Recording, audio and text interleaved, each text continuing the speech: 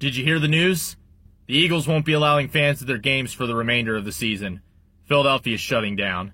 Yep, here we go again with these bullshit lockdowns. Like the first one worked. In fact, it made shit worse, not better. I'll tell you, Philadelphia's mayor, PA's governor, as well as Governor Fuckface here in Jersey, are the types of motherfuckers who eat alphabet soup and choke on the D. But I'm not going to get too far into that because that's not the point of this video. The point is, the Eagles do not deserve the crowds. They do not deserve fans at their games. Now, it does kind of go against the true fan tirade that I went on in the previous video, but even then, if you were to tell me that the authenticity of this fan base is more than this organization deserves, then I would agree with you. I knew this team was not going to be that good. I've been saying it for months. Months before the season began, I saw this coming. And I've taken some heat for it. I've been crapped on a few times for saying that the Eagles were going to be mediocre at best and that they were going to underachieve like they always do. And not only was I proven right, but it's worse than even I thought it would be.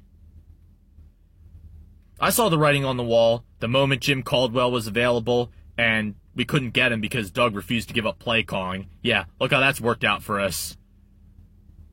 I'll tell you what, when Mike Kafka turns you down, that's when you know it's a problem.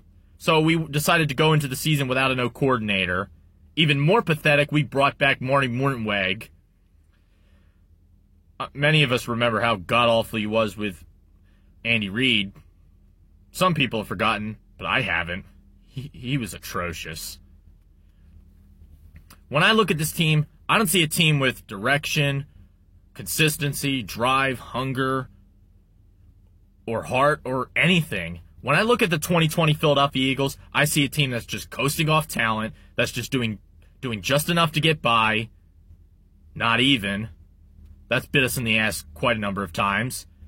It looks like they're just going into every game with a copy and paste game plan. It looks like they take whatever game plan they had, whether it be from their first game or their first win, copy and paste it to the next week, the week after that, the week after that, the week after that. And as a result, you're seeing the same things over and over again. You're seeing the same play calls, the same old crap. Now, I watched Joey Shakes' video earlier. I do not watch the press conferences because I feel like I don't need to. I feel like I would aggravate myself.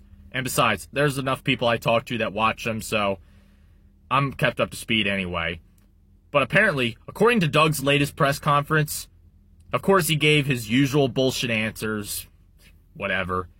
But apparently, he threw his quote-unquote offensive assistants under the bus.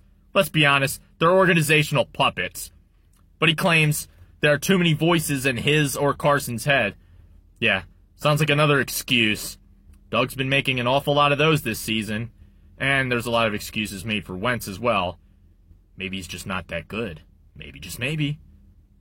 Now, I'm not writing Wentz off anytime soon. In fact, I'm ready to move on from the damn coach before I move on from the quarterback, but again, he should not be let off the hook by any means.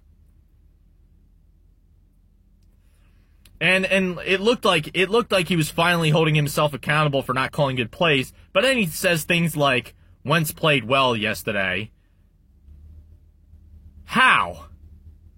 I'm going to pretend I did not hear that because I could have sworn he just indicted himself for utter incompetence. And then he says, the offense was getting into a rhythm. What goddamn rhythm? I saw a lot of terrible and dog shit, if you could call that a rhythm. That offense had about as much rhythm as a skinny white guy after 20 natty ices. That's embarrassing. That's grounds for being fired. I expect that sort of ineptitude from Adam fucking Gase. That's how bad this looks. Now, I've seen quotes from a few Jets press conferences. The only reason why I have is because there's some people I follow, like Gangrene David, and I think Ghetto Gronk on Instagram posted a few to laugh at their expense. Their press conferences are almost identical. That's pretty disturbing. It's pretty disturbing if you ask me.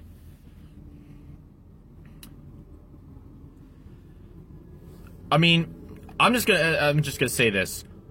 I'm not ready to write off Wentz just yet. I believe if we get new coaches, he would be better.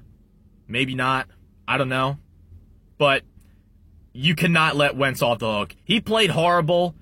He overthrew people. Even if he didn't turn the ball over, he still played like shit. But, again, I fault the coaches more, because this shit all adds up. The overconfidence in their schemes, the way the players are acting, the way everyone possibly dismissed New York as inferior. You looked past your opponent again, didn't you? Did you learn anything from Cincinnati? Christ! Yeah. And not to mention, it may be a blessing in disguise. Some people were saying that. By the way, when the fans were finally allowed to go to games, I heard that those tickets were overpriced. Fucking disgrace. Yeah, save your money anyway. You don't have to go to support them. Some people don't have that. Going to games is a privilege. You still support the team. But that's just embarrassing. I'm gonna get up out of here. But I wanna just say one more thing about the whole not being able to attend games.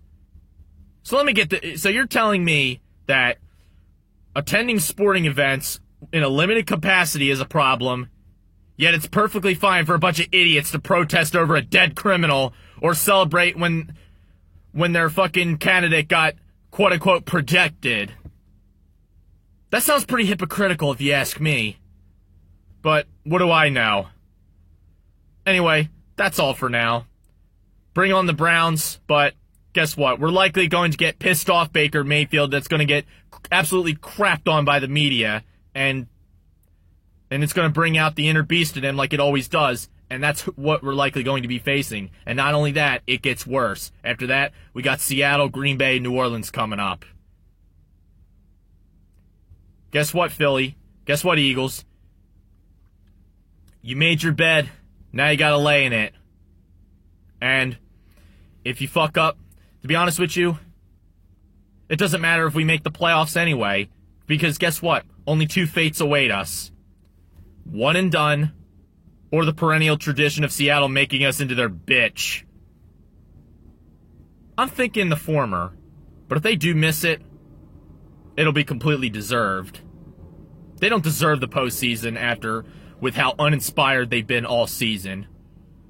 And either way, regardless of what happens, I better see some heads under the guillotine, because it's about that time. Anyway, that's all I gotta say. Peace and chicken grease.